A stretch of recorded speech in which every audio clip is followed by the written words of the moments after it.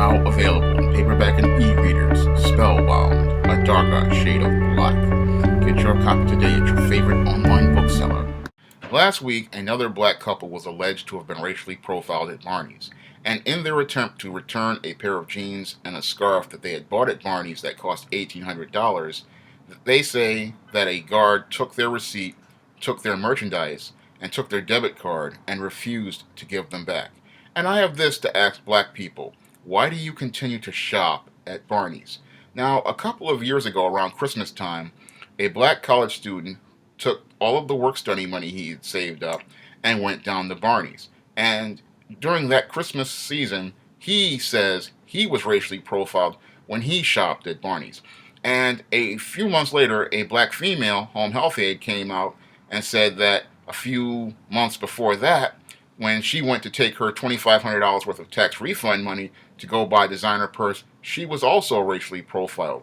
Now, we clearly see that there is a history and a pattern of racial profiling at Barneys. And this history and pattern can go all the way back to 1991, where a black male executive said that he was racially profiled when he went to go shop at Barneys. Now, when it comes down to the store, again, it's looking like a clear pattern of racial profiling.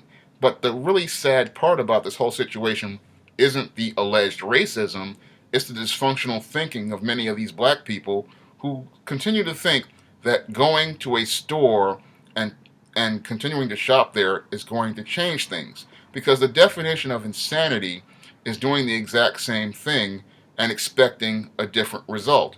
And when these black people go out here shopping at stores like Barneys, they're sending a message to that retailer that their overpriced merchandise has much more value than intangibles such as their dignity, their self-respect, and their self-worth. Because when you go into that store where they racially profile you, where they do things like trying to check your bags, trying to look into your bags, trying to follow you around, and then doing things like when you're trying to do something such as simple as a return, questioning you and questioning the merchandise that you have, they are saying that their merchandise has more value than your dignity and your self-respect. Moreover, they are putting a stereotype on you, saying that you, Mr. Black Man and Mr. Black Woman, are a thief, and that when you come to the store, you are going to steal. And that in and of itself is racist, because when we look at the shoplifting statistics, they tell a different story. Now, many of these retailers will sit there and say, oh, the black man is going to steal from them, when they really need to be paying more attention to that white female who shops at Barneys, because she's more likely to shoplift than anyone else out of any demographic.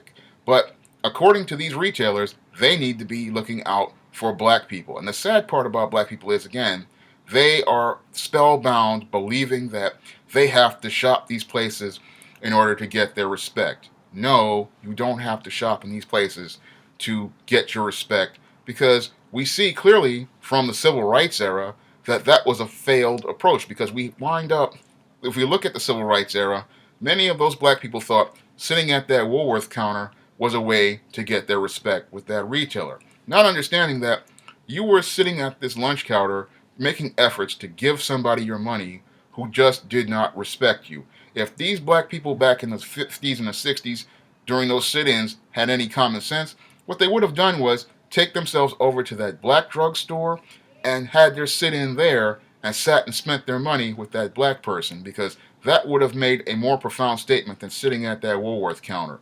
Because the things that those people in the civil rights era did are still what black people are trying to do right now regarding getting their respect in these racial profiling situations. They think going out here and marching and protesting a business like Barneys is the solution to make them stop racial profiling.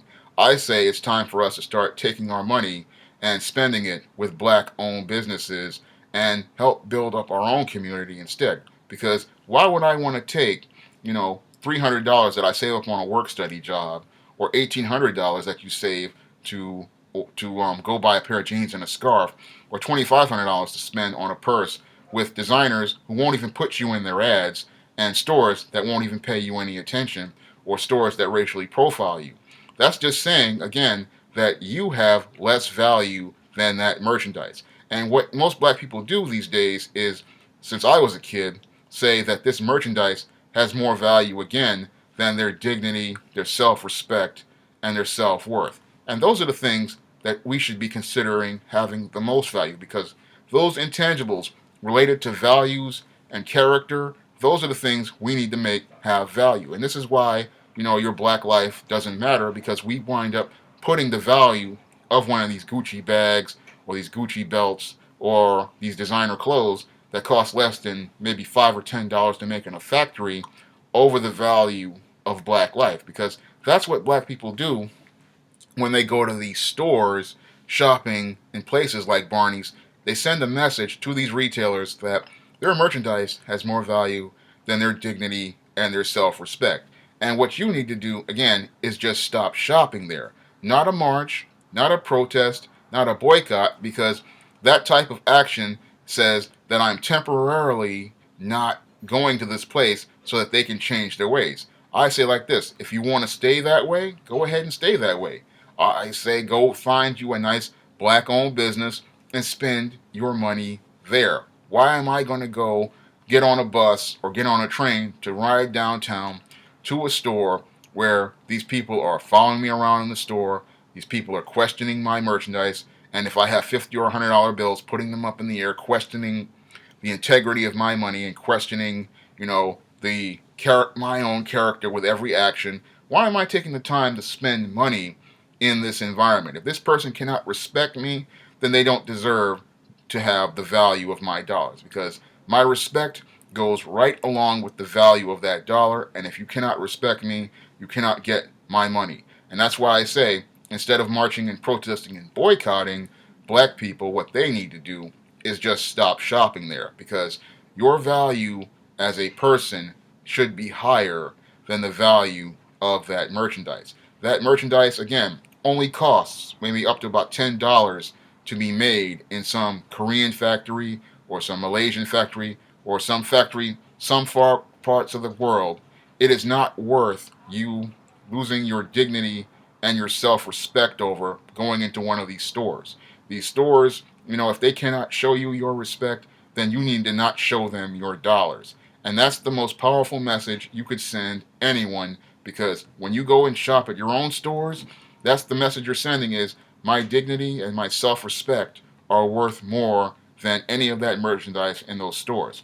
And that when you go out here and shop with black manufacturers, you're saying that your own merchandise has more value than that of this mainstream merchandise. Because the big problem with black people when it comes on these racial profiling situations is they value social currency more than making efforts to make serious social change. Most black people would rather go to a Black Lives Matter rally wearing Air Jordan tennis shoes, Gucci belts, and, carrying Hermes bags to make a statement about how Black Lives Matter, ironically not understanding how they're making a message, sending the message to the world how little value a black life has, because you're going out here again showing how much social currency means more to you than going out here and making serious social change. Because when you go to these stores like Barneys and you spend $1,800, $350, and $2,500, you're saying that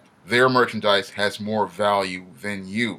Because I look at many of these people who live in the inner city who spend money like this, and again, this money could be better spent on things to enrich the quality of their lives, such as computers, such as investing in IRA accounts, or any sort of other business venture or side hustle. And that money could have been spent more constructively than spent on an item that will be cool one minute and then thrown in a corner the next, or even thrown into the trash, a year or two later. And what do they get? Some social currency, some brownie points, people talking about them, a couple of Facebook likes. That doesn't really change anything.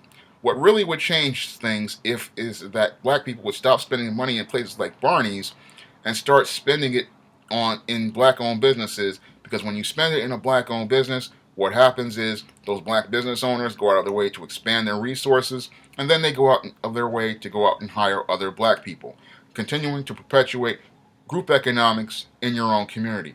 Unfortunately, most black people don't see it that way, and they believe shopping at Barney's is the way to go. And they'll go out here and support people who talk about marching and protesting against Barney's, in spite of the whole history of them racially profiling people all the way back to 1991, and maybe even further than that, because if we read Ralph Ellison's Invisible Man, in Ralph Ellison's Invisible Man, he talks about how black people value serge suits from Barneys more so, again, than their dignity and their self-respect. And that shows us, again, Ralph Ellison's Invisible Man was written in the 1950s, and he's talking about the lack of dignity and self-respect black people have for themselves.